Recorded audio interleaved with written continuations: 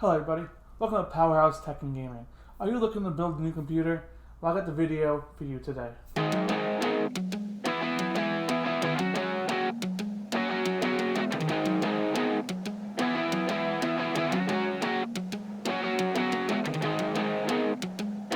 In today's video, I did some research on what products are available today. I made 3 builds, one AMD $1,000 build, one Intel $1,000 build, and a budget no GPU build. So for the builds I'm going to show you, I tried to stay as close as I can to the budget of $1,000 or lower. As you can see here, I did go a little bit over on some of them, but I'll let you know how to lower the cost if you do need it down more. So for the first build, I went with the Core i5-10600KF. It's a 6-core processor for $214. It's going to run most of your modern games at medium to high settings at 1080p, so it should be good enough for most people. It does not come with a cooler, so I did go with the Cooler Master Hyper 212 Evo. That should be plenty enough cooling for this CPU. That goes for about $35. For the motherboard, I went with the ASRock B460 Steel Legend board. It's $120, sorry. And it's a decent board, has decent VRM cooling, and actually a little bit of RGB for you guys if you guys like that. You can go for a different board, a cheaper board, but I wanted to give you guys something that's going to have decent VRM cooling, so if you did want to upgrade the CPU or whatnot, it would have better cooling for later on down the line. For the RAM, I went with the Oli 16GB kit. It has 2 8GB sticks at 3200 megahertz.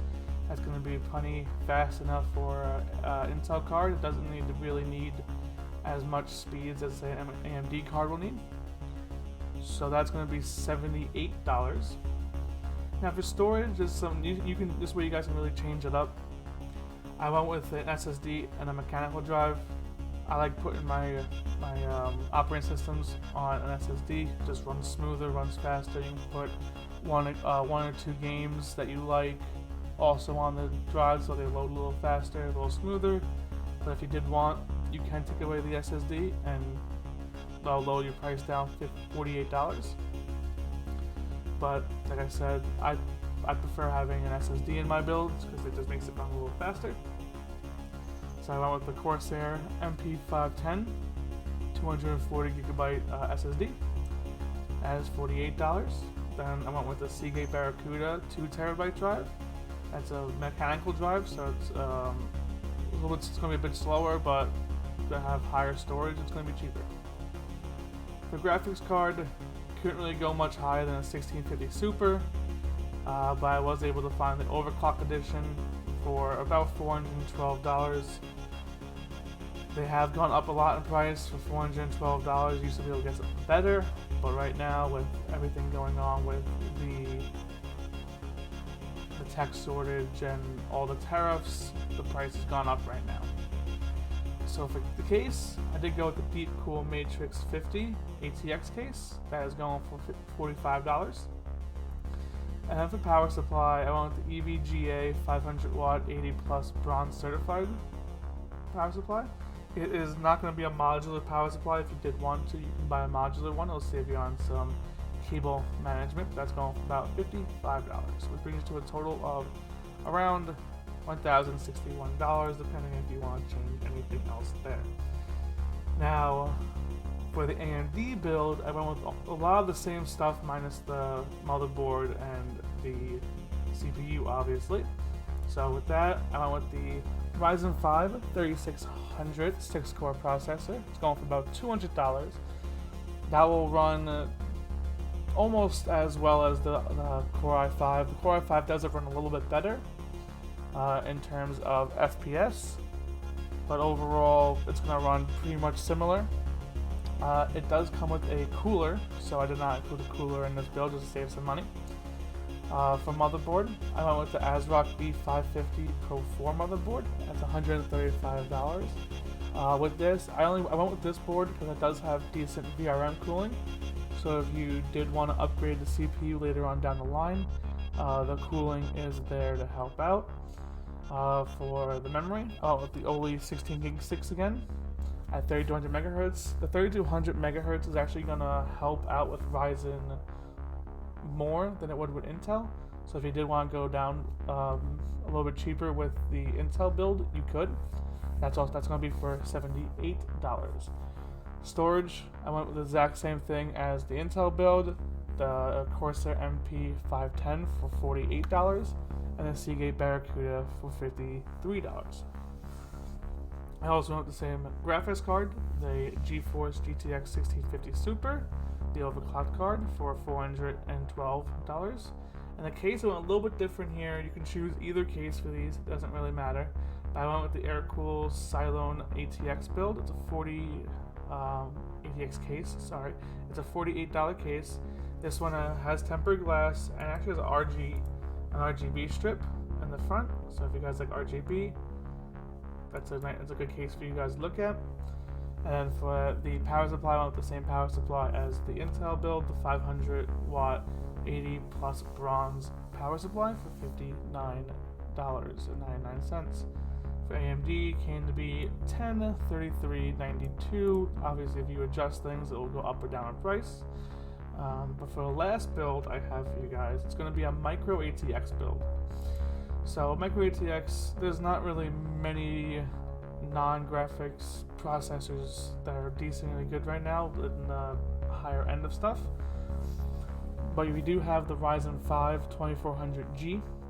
It's a quad-core CPU for $330. If you did want a better APU, there is the 3200G, but right now it is sold out and more expensive.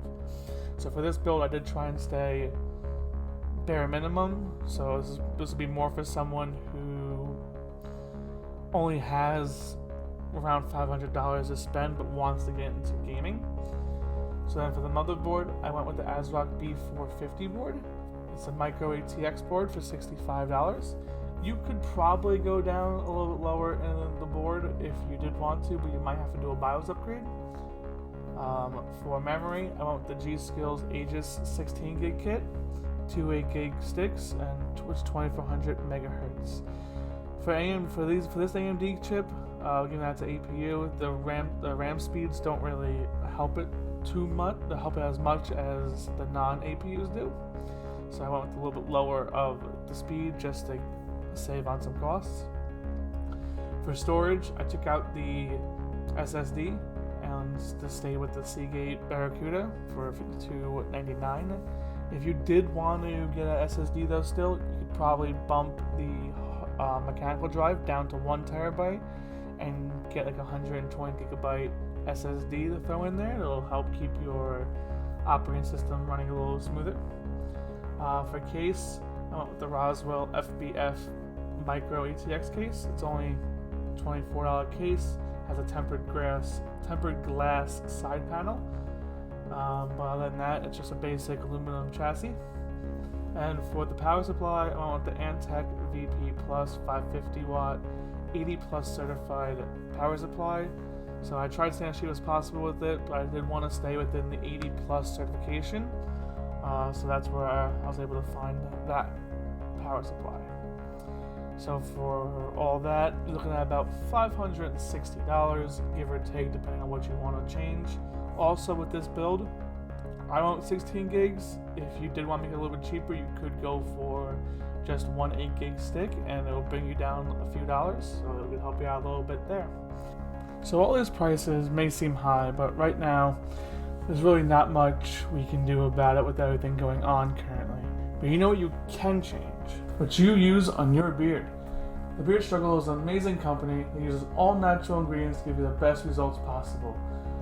They have everything you need to keep your beard looking amazing. If you don't know what kind of products you need, they have a starter kit that comes with a beard balm, a beard oil, a beard wash, and a brush for $59.99. And if you use my promo code PPPPower17 at checkout, you can save 15% on your next purchase. So those are the builds I have for you guys today. If you did want to build a PC, I mean, you can build one now, but with everything going on with the prices of current tech and how limited they are, and the scalpers buying things as well as the tariffs, Right now, prices are just a lot higher than they would have been before the pandemic. So would I suggest buying a PC now? It really just depends on if you're willing to spend the money on the parts that are going to be a little more expensive than they would have been previously. Then yes, you can get into PC gaming now. Should you wait? You could. There is cloud servers now that allow you to run games on lower end equipment, so you can always try those and see if that works for you. But other than that, that's all I have for you guys today. If you like this video, please hit the thumbs up. If you want to see more of this, please subscribe. Everything I talked about today will be linked in the description below. Thank you guys, and I'll catch you guys next time.